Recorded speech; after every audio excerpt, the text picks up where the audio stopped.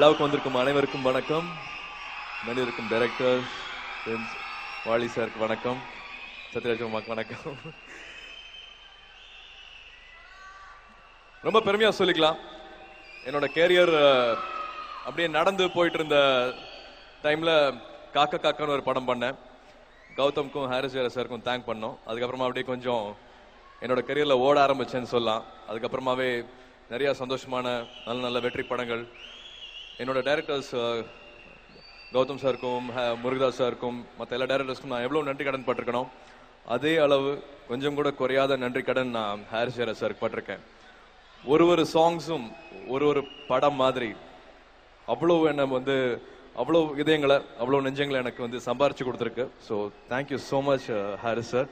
இங்கே மட்டும் இல்லாமல் ஆந்திராலையும் தெலுங்குலையும் சுட்டுமிழி சுடரை இதயம் எக்கட தெலுங்குல போய் அங்கேயும் ஒரு நிறைய பேர்த்தோட அவ்வளோ அன்பு சம்பாரிச்சு கொடுத்ததுக்கு முக்கியமான காரணம் அந்த கஜினி படமும் ஹாரிஸ் ஜெயராஜோட பாடல்கள் ரொம்ப ரொம்ப முக்கியமானது. எங்கே போனாலும் அது ஃப்ளைட்டில் ட்ரெயினில் எங்கே போனாலும் அந்த பாடல்களை சொல்லி, தம்பி இந்த பாட்டுக்காக தான் தம்பி நான் அவங்கள படத்தை பார்க்குறோம் அப்படின்னு சொல்கிற அளவுக்கு நிறைய பேர் இருக்காங்க. என் குழந்தைய இந்த பாட்டை காமிச்சு தான் சாப்பாடு ஊட்டுறேன்னு சொல்கிறாங்க. ஸோ அவ்வளோ பேர்த்தோட இதயங்களை சம்பாதிக்க வச்சதுக்கு முக்கியமான காரணம் ஹாரிஸ் ஜெயராஜ் சாரோட பாடல்கள் ரொம்ப ரொம்ப முக்கியமானது என்னோட கெரியர் க்ரோத்துக்கு. So thank you so much again sir.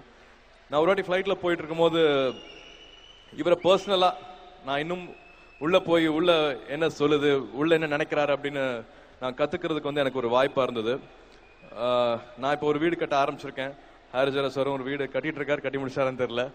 அந்த டைமில் ஆரம்பிங்களா சார், ரொம்ப நாளாக அப்போ ஒரு இடம் சொல்லிட்டு இருந்தீங்க, பண்ணிட்டீங்களா, பண்ணிடலாமே, முடிச்சிடலாமே அப்படின்னு. ஒரு படம் 2 படம் இருக்கு, ஒரு 3 படம் ஒரு இயர் பண்ணீங்கன்னா முடிச்சிடலாமே அப்படின்னு சொன்னேன். எந்த காரணத்துக்கு கொண்டும் பணத்துக்காகவோ வீடு கட்டணுங்கிற அவசரத்துக்காகவோ நான் என்னோட கெரியரை நான் ஆடியன்ஸ்க்கு நான் கொடுக்கணும்னு நினைக்கிற பாடல்களை நான் கொஞ்சம் கூட குறைச்சிக்க மாட்டேன். கொஞ்சம் கூட அந்த குவாலிட்டி குறைய நான் விடவே மாட்டேன். வீடு முக்கியம் இல்லை, வீடை பொறுமையாக பார்த்துக்கலாம் அப்படின்ட்டு தன்னோட செயலில், தன்னோட படங்களில், தன்னோட பாட்டு, தன்னோட வேலையில் அவ்வளவு அக்கறையாக இருக்கிறவர். வேற எதுவுமே முக்கியம் கிடையாது. வீடுங்கிறது ரொம்ப முக்கியமான விஷயம், அது எப்படியாவது கட்டிடணும்னு எல்லாருமே நினைப்போம். பட் அது முக்கியம் இல்லை. கெரியர் கெட்டு போயிடும்.